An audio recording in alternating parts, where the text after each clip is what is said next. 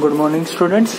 आज के video lecture में जो हम टॉपिक पढ़ने जा रहे हैं वो है फॉस्फोरस ईलाइड्स। फॉस्फोरस ईलाइड्स में जो मेजरली हमें पढ़ना है वो दो तरह की ईलाइड पढ़नी है। एक तो विटिक ईलाइड पढ़नी है हमें, ठीक है, और एक टेबेज रिएजेंट पढ़ना है। टेबेज रिएजेंट या टेबेज ईलाइड पढ़नी है, ठीक है, ये दो पढ़नी है। लेकिन चाहे विटिक ईलाइड हो चाहे टेबेज ईलाइड हो, दोनों फॉस्फोरस के कंपाउंड है। किसके कंपाउंड है? फॉस्फोरस के कंपाउंड है। देखना विटिक ईलाइड क्या होता है। विटिक ईलाइड होता है PH3P पॉजिटिव और Cr2 नेगेटिव, ये होता है विटिक ईलाइड। और टेबेज रिएजेंट क्या होता है? Cp ट्वाइस साइक्लोप्रोपाइल रहेंगे, ये Cp ट्वाइस, ठीक है। टाइटेनियम ही होता है यहाँ डबल बॉन्ड CH2, इसको मैं ऐसे भी लिख सकता हूँ साइक्लोप्रोपाइल की twice Ti positive CH2 negative, ये होता है टेबेज, जिसको श्रोक कार्बिन भी कहते हैं। क्या कहते हैं? श्रोक कार्बिन।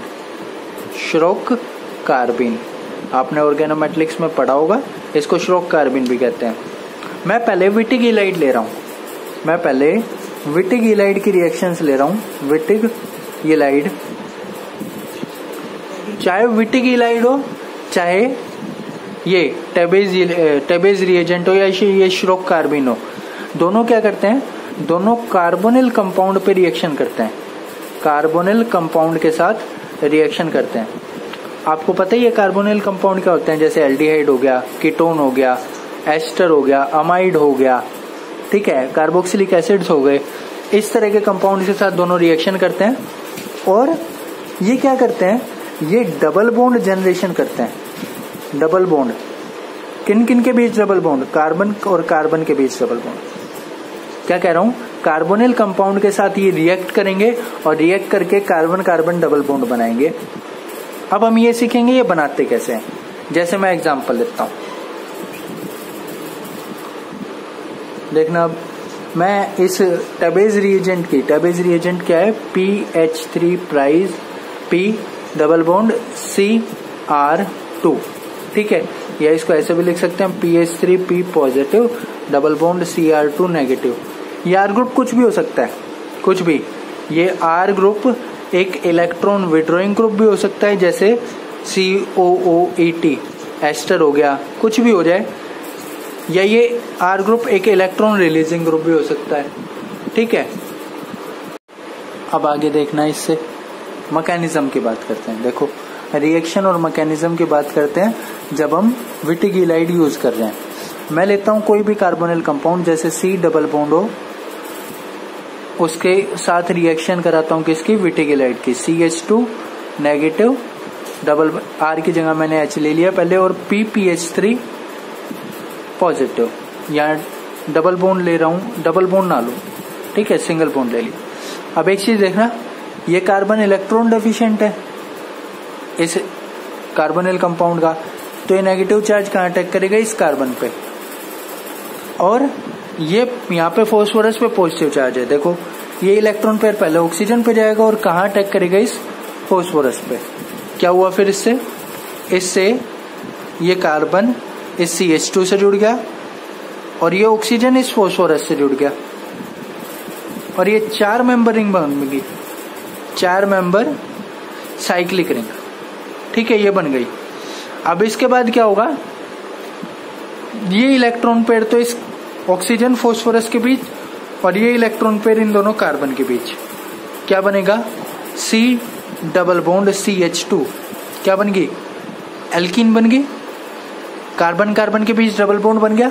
और मैंने यही कहा था, देखना एक बार, मैंने ऊपर यही कहा था कि carbon carbon double bond generate होगा कार्बोनिल कंपाउंड के साथ रिएक्शन करके।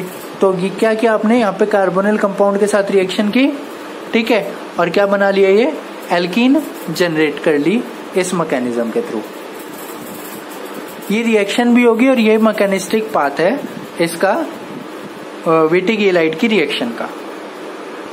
अब हम ये बात करते हैं कि विटिक ईलाइड रिएक्शन किस किस के साथ करता है।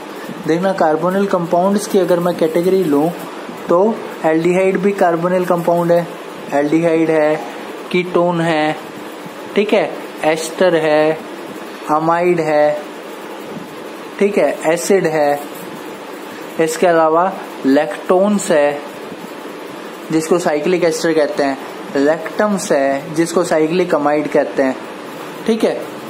तो ये जो विटिगिलाइड है, अगर मैं विटिगिलाइड की बात करूं तो विटिगिलाइड सिर्फ इन दोनों के साथ रिएक्ट करता है, एल्डिहाइड और कीटोन के साथ। एल्डिहाइड और कीटोन के साथ रिएक्ट करके सिर्फ उनके साथ carbon carbon double bond generate करता है। बाकी ये जो विटिगिलाइड है ये ना तो एस्टर के साथ रिएक्ट करेगा, ना अमाइड, ना एसिड, ना लैक्टम्स, ना लैक्टोन्स, ठीक है। यानी अगर मैं आपको ये दे दूं RC+O और यहाँ पे डाल दूं PPH3 और CH2 नेगेटिव पॉजिटिव, ये एल्डिहाइड है तो रिएक्शन होगी। और अगर मैं ऐसे लिख दूं C+O OR और अब डाल दूं ये विटिगिलाइड CH2 नेगेटिव PPH3 पॉजिटिव, तो क्योंकि ये एस्टर है इसके साथ रिएक्शन नहीं होती, इसके साथ रिएक्शन नहीं होती। बात ध्यान रखना है एक चीज कि यहाँ पे H की जगह कुछ भी हो सकता है, R भी हो सकता है, ठीक है ना, कुछ भी हो सकता है, इलेक्ट्रॉन विड्रॉइंग या इलेक्ट्रॉन रिलीजिंग ग्रुप। आगे देखना, मैं एक एग्जांपल लेता हूं, देखना मैं एग्जांपल लेता हूं। मैंने लिया RCH+O और मैंने इसकी रिएक्शन कराई CR, यहाँ पे एक H ले लेता हूं, नेगेटिव चार्ज, और PPH3 पॉजिटिव। आपको पता है यहाँ से PPH3, अब मैं सीधा ऐसे कहूंगा कि यहाँ से बाहर निकल जाएगा PPH3 डबल बॉन्ड O, ये बाहर निकल गया, और ये RCH के इस कार्बन का जो डबल बॉन्ड है वो इस कार्बन के साथ बन गया।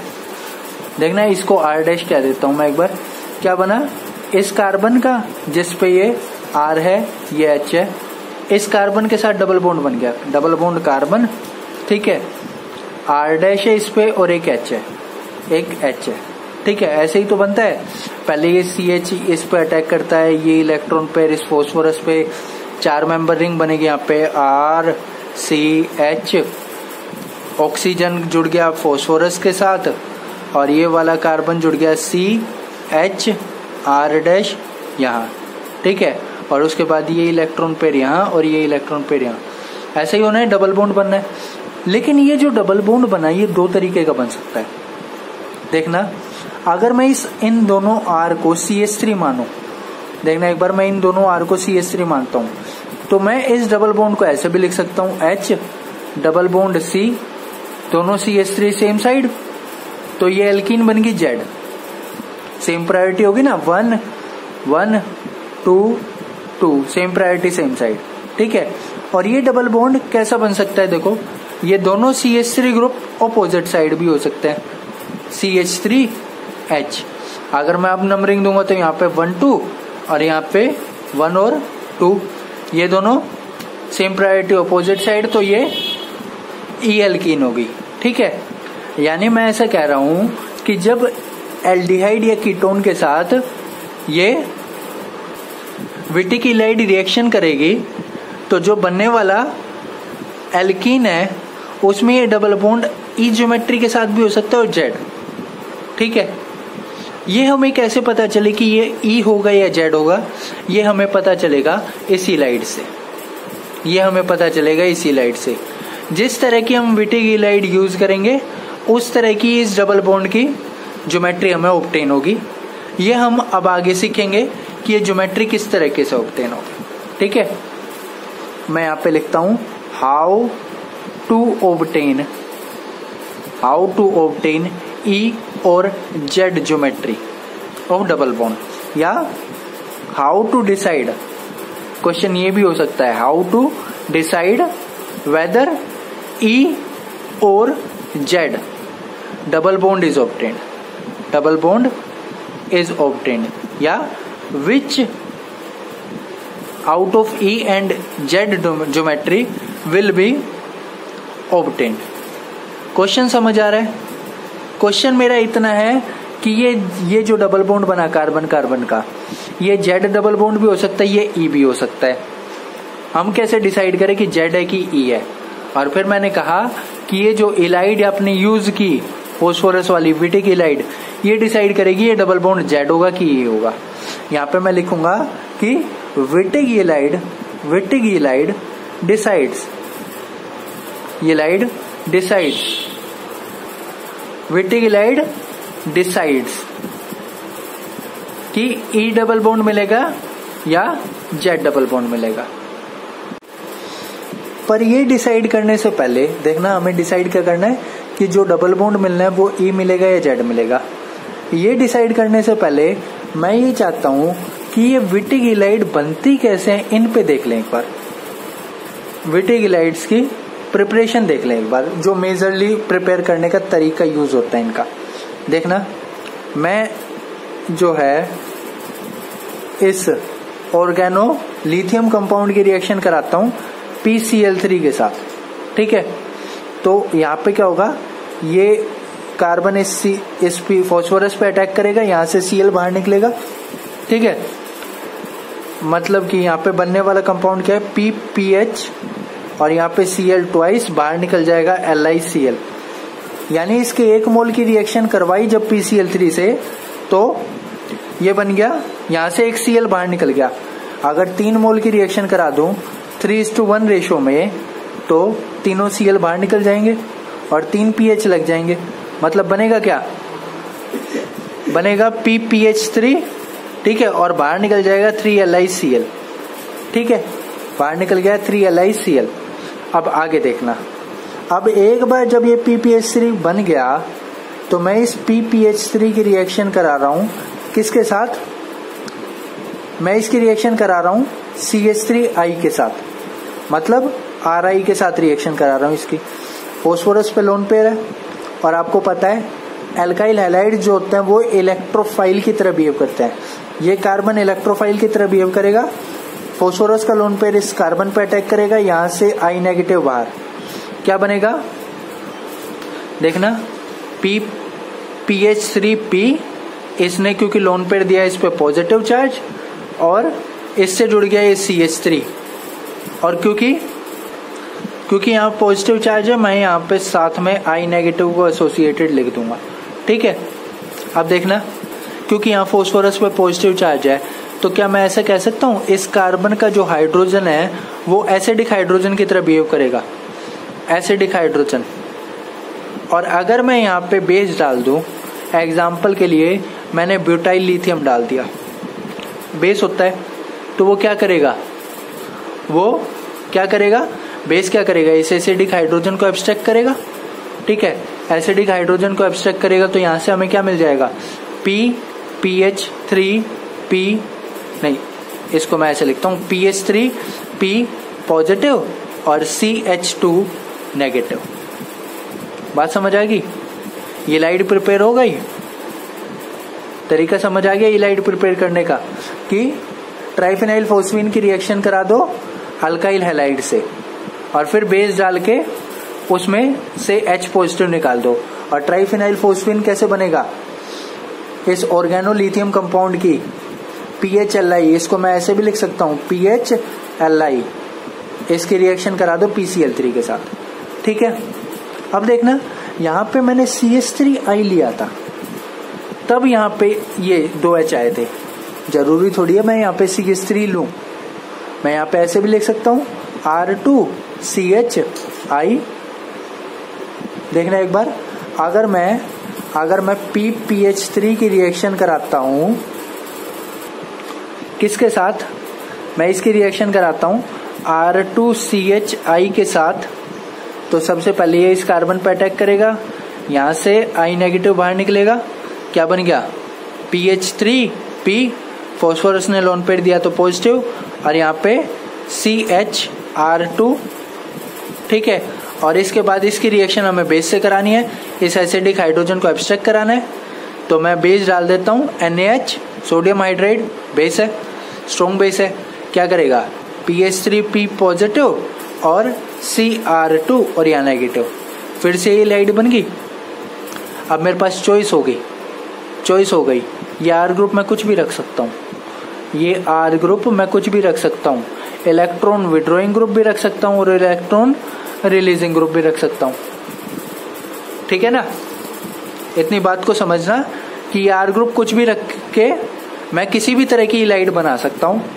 आगे मैं एग्जांपल लूंगा कुछ इलाइड्स के प्रिपरेशन के और फिर वहां से बताऊंगा कि ई डबल बॉन्ड बनेगा या जेड डबल बॉन्ड बनेगा। तो मैंने ये कहा आपको कि ये इलेक्ट्रॉन विड्रॉइंग या इलेक्ट्रॉन रिलीजिंग ग्रुप कुछ भी हो सकता है, ये आर ग्रुप। ठीक है, अब देखना मैं ऐसे लिखता हूं कि PPH3 पॉजिटिव और ये CR2 और यहाँ पे नेगेटिव। ठीक है, अब ये आर ग्रुप देखना, आर ग्रुप मैंने कहा R group electron releasing group भी हो सकता है, R group electron withdrawing group भी। इलेक्ट्रॉन रिलीजिंग से मेरा मतलब है कि H है, CH3 है, ठीक है, C2H5 है, C2H5 है, मतलब कोई भी अल्काइल ग्रुप है। ठीक है, विड्रॉइंग ग्रुप से मेरा मतलब है CO2ET है, ठीक है, कोई हैलोजन है। इस तरीके से ये डिसाइड करते हैं। कैसे? ये जो अगर ये इलेक्ट्रॉन रिलीजिंग ग्रुप होता है तो ऐसी इलाइड्स को कहते हैं अनस्टेबलाइज्ड इलाइड, अनस्टेबलाइज्ड इलाइड। अगर ये आर ग्रुप इलेक्ट्रॉन रिलीजिंग है तो अनस्टेबलाइज्ड इलाइड, और अगर ये R group electron withdrawing group है तो स्टेबलाइज्ड इलाइड। ये बात ध्यान रखना बहुत जरूरी है, ये हमें आगे डिसाइड भी करना पड़ेगा कि कोई भी इलाइड स्टेबलाइज्ड है कि अनस्टेबलाइज्ड है। ठीक है, अनस्टेबलाइज्ड इलाइड कब होगी? जब ये इलेक्ट्रॉन विड्रॉइंग ग्रुप होगा। देखना, स्टेबलाइज्ड और अनस्टेबलाइज्ड इलाइड का मैं एग्जांपल लेता हूं। मैंने आपको इलाइड कैसे प्रिपेयर होती है तरीका तो बताया।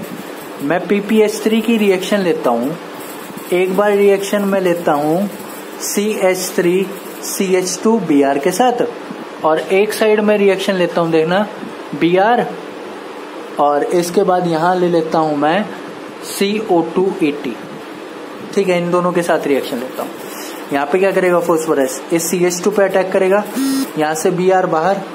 ठीक है, क्या आएगा देखना, क्या बनेगा, CH3 CH2 PPH3, और क्योंकि फास्फोरस ने लोन पेयर दिया है पॉजिटिव चार्ज। और अब इसके साथ रिएक्शन, अब क्या डालूंगा इसमें, बेस। जैसे मैंने ब्यूटाइल लिथियम डाला, बेस क्या करेगा, ये प्रोटॉन एसिडिक होंगे, इनको एब्स्ट्रैक्ट करेगा, तो क्या बनाएगा, CH3 CH negative PPH3 positive. ठीक है, अब ये देखो, इस CH पे ये जो आर ग्रुप लगा, ये इलेक्ट्रॉन रिलीजिंग ग्रुप है। आपको पता है अल्काइल ग्रुप है, अल्काइल ग्रुप का क्या होता है, प्लस आर इफेक्ट होता है ना, सॉरी प्लस आई इफेक्ट होता है अल्काइल ग्रुप का। ठीक है, तो यहां से क्या होगा, यह अल्काइल ग्रुप इस CH नेगेटिव की तरफ इलेक्ट्रॉन डेंसिटी ट्रांसफर करेगा, और अगर इलेक्ट्रॉन डेंसिटी ट्रांसफर करेगा तो इसको अनस्टेबल बनाएगा, और अनस्टेबल बनाएगा तो इसको अनस्टेबलाइज्ड इलाइड कह दूं, अनस्टेबलाइज्ड इलाइड कह दूं। और इसमें देखना, इधर देखना, ये फास्फोरस जब इस CH2 पे अटैक करेगा, यहां से Br नेगेटिव बाहर निकलेगा, तो क्या बनेगा, मैं ऐसे लिखता हूं PH3P, फास्फोरस ने लोन पेयर दिया तो पॉजिटिव चार्ज, इस पे जुड़ गया CH2 और CO2ET। ठीक है, अब मैंने डाला इसमें ब्यूटाइल लिथियम। ब्यूटाइल लिथियम क्यों डाला, क्योंकि ये प्रोटॉन एसिडिक प्रोटॉन है। ब्यूटाइल लिथियम इन प्रोटॉन को एब्स्ट्रैक्ट करेगा, PH3 पॉजिटिव, CH नेगेटिव और CO2ET। ठीक है, अब अगर मैं देखना चाहूं यहाँ पे, तो इस CO2ET के दो फंक्शन है। ये -I ग्रुप की तरह भी बिहेव कर रहा है, तो क्या करेगा, यहाँ से इलेक्ट्रॉन ग्रुप इलेक्ट्रॉन डेंसिटी को विड्रॉ करेगा, इसको स्टेबल बनाएगा, और साथ ही साथ यहाँ पे इसका -R इफेक्ट भी है। -R कैसे है, इसको समझने के लिए, -R कैसे, इसको समझने के लिए देखना, PH3 positive, P positive, CH negative, C double bond OET। देखना, ऐसे कंजुगेशन में जा सकता है, और कंजुगेशन में अगर जा सकता है तो ये CO2ET group -R effect impose कर रहा है इस CH पे, तो यहाँ पे माइनस आर भी है, माइनस आई भी है जैसे। तो ये क्या है, इलेक्ट्रॉन विड्रॉइंग ग्रुप क्या कर रहा है, इस नेगेटिव चार्ज को स्टेबल बना रहा है। तो एक ऐसी हीलाइड बन गई स्टेबलाइज्ड हीलाइड। ये तो था समझने के लिए कि हम किसी हीलाइड को स्टेबलाइज्ड या अनस्टेबलाइज्ड कैसे कहेंगे। सीधी सी बात ये देखना कि अगर जिस कार्बन पे नेगेटिव चार्ज है उसके साथ रिलीजिंग ग्रुप है तो अनस्टेबलाइज्ड और विड्रॉइंग ग्रुप है तो स्टेबलाइज्ड। अच्छा बच्चों, अब मैंने आपको हीलाइड्स दो तरह की बता दी। जो फॉस्फोरस हीलाइड्स हैं वो दो तरह की कैटेगराइज कराई। विटिक हीलाइड्स दो तरह की, कौन कौन सी, एक तो स्टेबलाइज्ड हीलाइड, ठीक है, और दूसरी तरह की अनस्टेबलाइज्ड, ठीक है, अनस्टेबलाइज्ड हीलाइड। हमें यहाँ पे एक चीज ध्यान रखनी होगी, अगर स्टेबलाइज्ड हीलाइड है तो वो क्या देती है, वो डबल बॉन्ड की ई ज्योमेट्री देती है, यानी उससे जो एल्कीन मिलेगी वो ई एल्कीन मिलेगी, ठीक है, ई एल्कीन। यहाँ पे लिखना E geometry of carbon carbon double bond is obtained, ठीक है। और यहाँ पे अगर ये ई दे रही है तो ये क्या देगी, Z geometry obtained. Z geometry किसकी, कार्बन कार्बन डबल बॉन्ड की, ठीक है। स्टेबलाइज्ड हीलाइड ई डबल बॉन्ड देगी, अनस्टेबलाइज्ड हीलाइड जेड डबल बॉन्ड देगी। ये हमारा जवाब है किसके लिए, कि हीलाइड से, विटिक हीलाइड से बनने वाला कार्बन कार्बन डबल बॉन्ड ई बनेगा कि जेड बनेगा। अच्छा, याद रखने के लिए आपने शी वर्ड सुना होगा, याद रखने के लिए कैसे करोगे, शी वर्ड में एस और ई को ध्यान रखो। अब हमारी शी की स्पेलिंग ये हो जाएगी सी, ठीक है। स्टेबलाइज्ड कौन सी, ई एल्कीन देगी, ऐसे याद रहेगा, शी की स्पेलिंग ऐसी हमारे लिए। तो स्टेबलाइज्ड हीलाइड ई एल्कीन देगी, इस तरीके से आप याद रख सकते हो। अब आपको सिर्फ कितना चेक करना होगा कि जो हीलाइड है वो स्टेबलाइज्ड है या अनस्टेबलाइज्ड है, ठीक है। देखना बच्चों, मैं एक एग्जांपल लेता हूं। मैंने आपको ट्रिक तो बताई दी कि आपको वर्ड याद रखना है सी, स्टेबलाइज्ड हीलाइड ई एल्कीन बनाएगी। और यहीं से ही अगर मैं ऐसे कह दूं, स्टेबलाइज से दूसरी कौन सी होती थी, अनस्टेबलाइज्ड, और ई एल्कीन से दूसरी कौन सी होती थी, जेड एल्कीन। तो स्टेबलाइज्ड ए बन जाएगी और यू से अनस्टेबलाइज्ड हीलाइड जेड एल्कीन बनाएगी, ठीक है। अब हम एग्जांपल्स देखते हैं। मैं एग्जांपल लेता हूं CH3, ठीक है, CH नेगेटिव, PH3 पॉजिटिव, और इसकी रिएक्शन कराता हूं किसके साथ, इसकी रिएक्शन कराता हूं मैं CH3 CH double bond O, ठीक है। अब देखना, ये इलेक्ट्रॉन रिलीजिंग ग्रुप है, और अगर ये रिलीजिंग है तो ये लाइट कौन सी है, अनस्टेबलाइज्ड, ठीक है।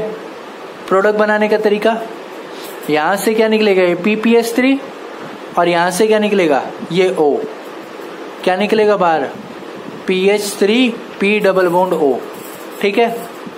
अब देखना प्रोडक्ट, ये CH3 CH, उसके बाद इस कार्बन का और इस कार्बन का क्या, डबल बॉन्ड, ये CH और ये CH3, और क्योंकि ये अनस्टेबलाइज्ड हीलाइड थी, जेड एल्कीन बनाती है, तो मैं ये जो एल्कीन बनी इसको जेड बनाने के लिए इन दोनों CH3 को सेम साइड लिख दूंगा और इन H को ऑपोजिट साइड लिख दूंगा।